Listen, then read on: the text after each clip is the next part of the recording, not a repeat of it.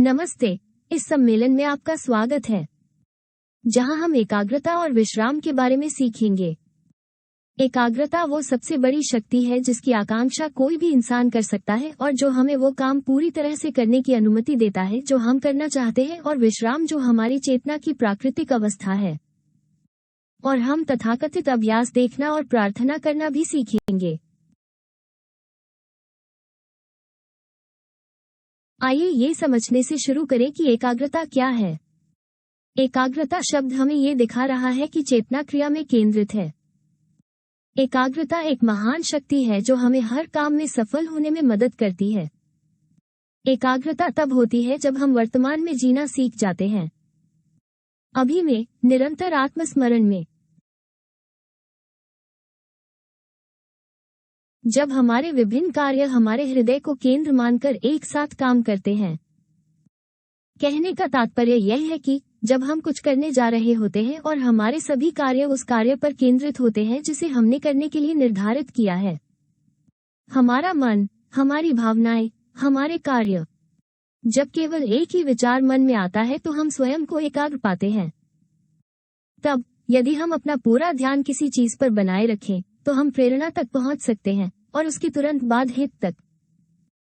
यदि ऐसा नहीं होता है तो हम सफल नहीं होंगे, क्योंकि प्रत्येक केंद्र अपने आप पर होगा। उदाहरण के लिए, एक तरफ भावना, दूसरी तरफ विचार, इसलिए वो शक्ति बिखर जाएगी और हम क्या है करने के बारे में सही नहीं निकलेगा।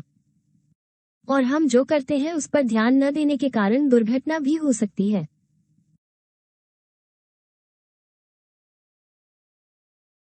अभ्यास को प्राप्त करने की कुंजी एकाग्रता है। हमें इसे हासिल करने तक अभ्यास और संघर्ष करना चाहिए। लेकिन हमें इस बात का ध्यान रखना चाहिए कि यदि हम दिन के दौरान ध्यान केंद्रित करते हैं तो रात में भी हमारा ध्यान केंद्रित रहेगा। अगर हम दिन में भी घूमते हैं तो रात में भी। सबसे आम बात यह है कि हम दिन भटकते, सोते, अपने दिमाग में अटके रहते हैं और खुद को अपने सपनों, भविष्यवाणियों, अनुमानों, यादों, कल्पनाओं, अपनी भावनाओं और या इच्छाओं में बह जाने देते हैं। वर्तमान क्षण में कोई स्थायित्व नहीं है। जब सूक्ष्म प्रक्षेपण के अभ्यास की बात आती है तो ये हमें बहुत प्रभावित करता है, जिसमें हमें रात के दौरान ध्यान की उस स्थिति की आवश्यकता होती है जो हमें सूक्ष्म दुनिया में सचेत रखती है।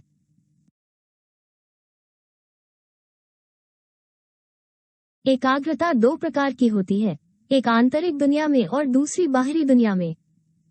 दोनों बहुत महत्वपूर्ण हैं। आंतरिक जगत में हमें ये देखना होगा कि हमारे अंदर क्या होता है। हमारे विचारों, इच्छाओं, संवेदनाओं, भावनाओं आदि का निरीक्षण करें।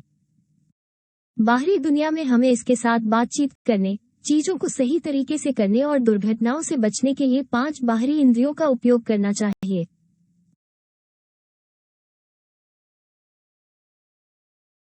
एकाग्रता व्याकुलता के विपरीत है। एकाग्रता जागरूकता से आती है, व्याकुलता अहंकार से आती है।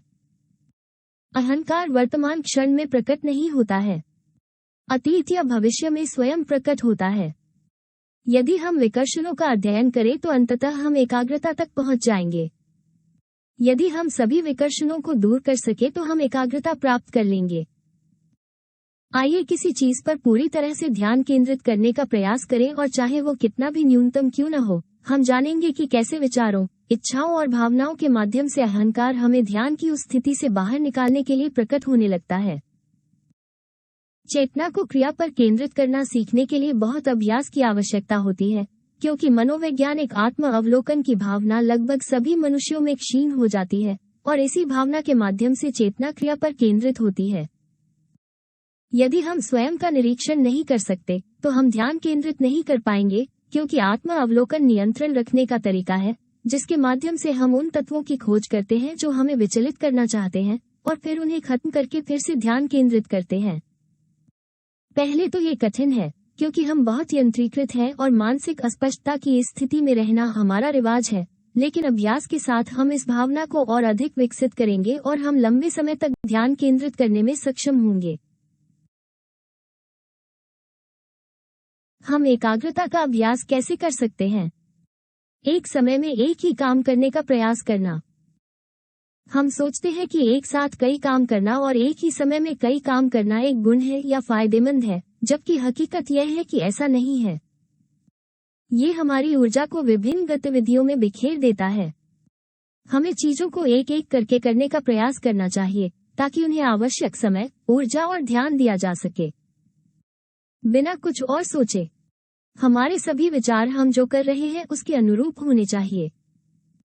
एक काम को बिना दूसरे को बाधित किए पूरा करें।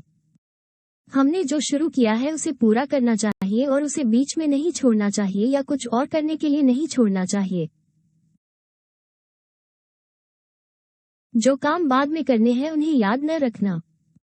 जब उन चीजों को करने का समय आएगा तो हम उन्हें करेंगे, लेकिन वास्तव में मायने ये रखता है कि इस समय हम क्या कर रहे हैं।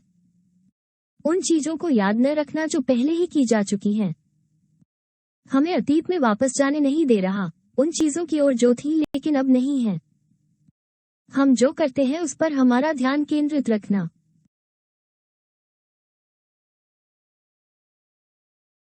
जिस चीज की अत्यधिक अनुशंसा की जाती है वो ये है कि दिन के अंत में हम अगले दिन की गतिविधियों का शेड्यूल बनाने के लिए कुछ मिनट का समय लें। इस तरह हमारे पास पहले से ही वे कार्य होंगे जिन्हें हम करने जा रहे हैं और प्रत्येक कार्य का अपना शेड्यूल और समय होगा। यदि हम अपने दैनिक जीवन की विभिन्न गतिविधियों को ध्यान से देखें तो हमें पता चलेगा कि उनमें से प्रत्येक यांत्रिक रूप से की जाती है, क्योंकि जब हम उन्हें क्रियान्वित करते हैं तो हम अन्य चीजों के बारे में सोच रहे होते हैं। वही तथ्य हमें केंद्रित होने से रोकता है। ये हमें सभी प्रकट होने वाले मैं को देखने से भी रोकता है। हम उठते हैं, बाथरूम जाते हैं, कपड़े उतारते हैं, दाढ़ी बनाते हैं, स्नान करते हैं, खुद को सुखाते हैं, कपड़े पहनते हैं, अपने जूते पहनते हैं, बिस्तर बनाते हैं, नाश्ता करते हैं, अपने दांत ब्रश करते हैं, अलविदा कहते हैं, बाहर जाते हैं, आदि। लेकिन हम वर्तमान क्षण में नहीं रहते हैं, जिसका अर्थ है कि हमारी चेतना सोई हुई है। यदि हम स्वयं का आत्मनिरीक्षण करना शुरू करें तो हमें प्रत्येक कार्य में शामिल प्रत्येक दोष का पता चलेगा जो यंत्रवत कार्य करता है, गलतियां करता है, हमें तनाव देता है, चिंताएं पैदा करता है, हमारा ध्यान भटकाता है और एकाग्रता में बाधा उत्पन्न करता है। उदाहरण के लिए, मान लीजिए कि हम रात का खाना तैयार करने वाले हैं। हमें रात के खाने की तैयारी पर ध्यान देना चाहिए। हालांकि इसे तैयार करते समय मुझे याद आने लगता है कि मैं काम पर कुछ करना भूल गया हूं और मुझे चिंता होने लगती है कि कल बॉस मुझसे क्या कहेंगे और फिर मुझे चिंता भी होने लगती है। उसी समय मैंने अपने आप को उस चाकू से काट लिया जिससे मैं सब्जियां काट रहा हूं, क्योंकि मैं रात के खाने की तैयारी पर ध्यान केंद्रित नहीं कर रहा हूं। यदि मैं आत्मनिरीक्षण में हूं तो मैं देख सकता हूं कि वे दोष किस प्रकार स्वयं प्रकट होना चाहते हैं और मुझे उस क्षण से बाहर ले जाना चाहते हैं, और जब वे स्वयं प्रस्तुत हो रहे होते हैं तो मैं अपनी दिव्य मां से उनमें से प्रत्येक को खत्म करने के लिए कहता हूं।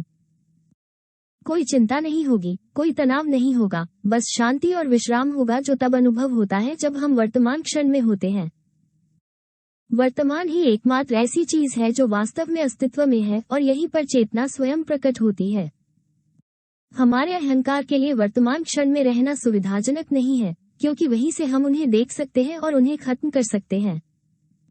जब हम ये सब देखना शुरू करते हैं तो हमें सीधे उस अराजकता का एहसास होता है जिसमें हम खुद को पाते हैं, और हम इसे केवल स्थायी आत्मनिरीक्षण और मनोवैज्ञानिक मृत्यु कार्य के माध्यम से ही हल कर सकते हैं।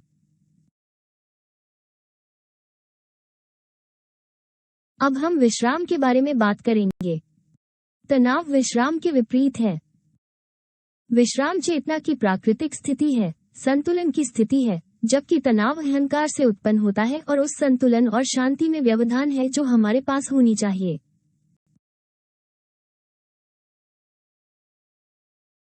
हर बार जब कोई दोष प्रकट होता है तो ये तनाव उत्पन्न करता है। जब हमें आत्मनिरीक्षण के माध्यम से किसी ऐसे दोष का पता चलता है जो मशीन के किसी हिस्से में तनाव का कारण बनता है, तो हमें आवश्यक रूप से यह समझना चाहिए कि ये दोष क्यों और कैसे मेरी ऊर्जा को खत्म कर रहा है, और फिर दिव्य मां से इसे हमसे दूर करने के लिए कहें। इस वाक्यांश के साथ, दिव्य मां मेरा ये दोष दूर करो। तनाव किससे उत्पन्न होता है? इच्छाएं। हम शरीर में जो संवेदनाएं अनुभव करते हैं, नकारात्मक भावनाएं, क्रोध, उदासी, उत्तेजना, भय, प्रेम की स्थिति आदि। मनोवैज्ञानिक गीत। गलत मनोवैज्ञानिक अवस्थाएं, घृणा, आक्रोश, निराशावाद, भाग्यवाद, पीड़ा। विचार, हमारे पास प्रतिदिन उनमें से हजारों होते हैं। चिंता, व्यग्रता की स्थिति, आंतरिक बकबक। अलग अलग आय के बीच की लड़ाई हमें भ्रम, संदेह और पीड़ा की स्थिति में ले जाती है। यदि हम उन क्षणों में अपनी विशेष दिव्य मां से उस दोष को खत्म करने के लिए प्रार्थना करते हैं जो इस या उस केंद्र में तनाव पैदा कर रहा है, तो हम देखेंगे कि वो तुरंत कार्य करती है, उस स्थान को आराम देती है जहां हमने दोष देखा है। दोष को समझना महत्वपूर्ण है ताकि हमारी दिव्य मां कार्य कर सके। हमें याद रखना चाहिए कि मां उस चीज को खत्म नहीं करती जिसे समझा नहीं गया है। तनाव कई कारणों से होता है। हम कुछ ऐसा करते हैं जो हमें पसंद नहीं है। यहाँ नाराजगी, हताशा, इससे बाहर निकलने के लिए इसे जल्दी खत्म करने की हताशा की भावनाएं आती हैं। हमें डर है कि कुछ गलत हो जाएगा, और उदाहरण के लिए ये हमें परेशान करता है। हम कुछ और करना चाहते हैं जो हमें अधिक पसंद हो। हम आगे चलकर क्या करने वाले हैं इसकी चिंता हमें सताती रहती है, तो हम इसके बारे में सोचना शुरू करते हैं। हमने पहले जो किया वो अच्छा नहीं हुआ और हम यह विश्लेषण करने के लिए हमसे संपर्क करने लगे कि यह अच्छा क्यों नहीं हुआ या इसके क्या परिणाम होंगे। हमने पहले जो किया वो वास्तव में अच्छा हुआ और हम बहुत उत्साहित महसूस करते हैं और हम इसके बारे में सोचना बंद नहीं करना चाहते हैं। हम नहीं जानते कि हम जो कर रहे हैं उसे कैसे करें। हम इस बात को लेकर चिंतित हैं कि हमें कुछ करना होगा। हम किसी बात से विचलित हैं।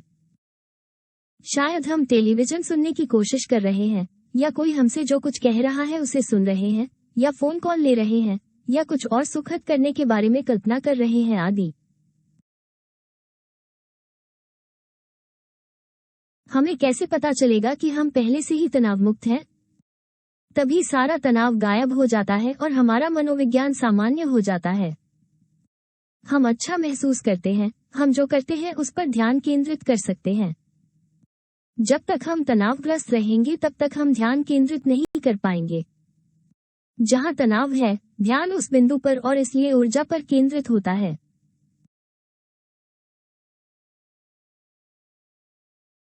समग्र रूप से सामान्य तरीके से आराम करना महत्वपूर्ण है और इसके लिए हमें सूक्ष्म शरीर, भावना, मानसिक शरीर, मन और भौतिक शरीर को आराम देना होगा। भौतिक शरीर के विश्राम में हम शरीर के प्रत्येक भाग पर ध्यान केंद्रित करते हैं। जहां हमारे विचार होंगे वही हमारी चेतना होगी, इसलिए हमें अपने शरीर के प्रत्येक अंग की व्यवस्थित तरीके से कल्पना और अनुभव करना चाहिए। ये प्रक्रिया 3 बार दोहराई जाती है। 1. दाहिना पैर, पैर के अंगूठे से पैर का अंगूठा, पौधा, पैर का अगला भाग, एड़ी, टखना, पिंडली, घुटना, जांघ, पूरा पैर। 2. बायां पैर, पैर के अंगूठे से पैर का अंगूठा, पौधा, पैर का अगला भाग, एड़ी, टखना, पिंडली, घुटना, जांघ, पूरा पैर। 3. दाहिना हाथ, उंगली से उंगली, हथेली, पीठ, कलाई, अगबाहु, कोहनी, पूरी बांह। 4. बायां हाथ, उंगली दर उंगली, हथेली, पीठ, कलाई, अगबाहु, कोहनी, पूरी बांह।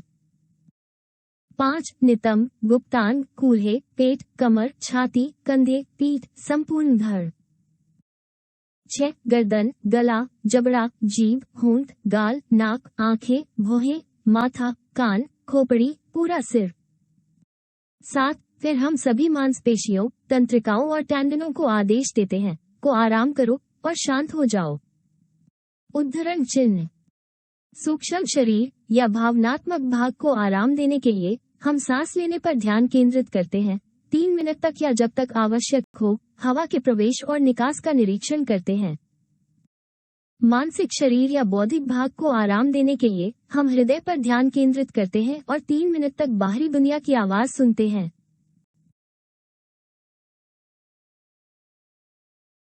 अब हम एकाग्रता और विश्राम के अभ्यास की व्याख्या करेंगे। देखें और प्रार्थना करें। मास्टर यीशु ने हमें सिखाया कि हमें देखना और प्रार्थना करना चाहिए। जागते हुए, आत्मा अवलोकन में या एकाग्रचित होकर काम करते रहना ही देखने का अर्थ है। प्रार्थना करना स्वयं को याद रखने या याद रखने की इच्छा है, और यह आराम करने जैसा ही है। ये दिव्य माँ से उस दोष को दूर करने की प्रार्थना है जो हमें ध्यान केंद्रित करने से रोकता है। यह अभ्यास हमें आत्म अवलोकन और एकाग्रता विकसित करने में मदद करेगा। इससे हमें मनोवैज्ञानिक मृत्यु की स्तर को बढ़ाने में भी मदद मिलेगी। यह अभ्यास हम प्रतिदिन 20 मिनट तक कर सकते हैं।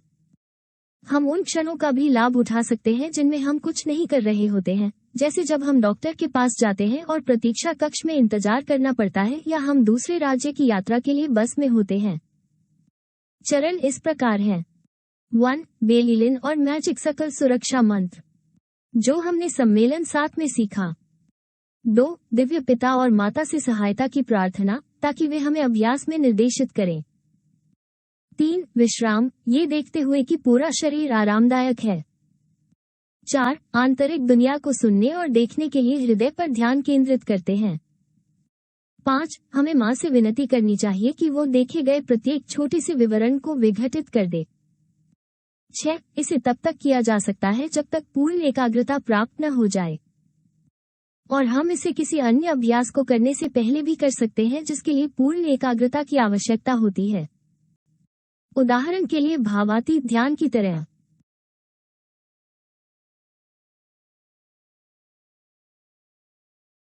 खैर, यह आज का सम्मेलन है। हमसे जुड़ने के लिए आपका बहुत बहुत धन्यवाद, और हम आपको अगले सम्मेलन में आमंत्रित करते हैं, जहां हम सीखेंगे कि ध्यान क्या है, ध्यान के प्रकार क्या हैं, और यह हमें बदलाव लाने में कैसे मदद कर सकता है हमारे मनोविज्ञान में, और इसलिए हमारे जीवन में क्रांतिकारी। अगली बार तक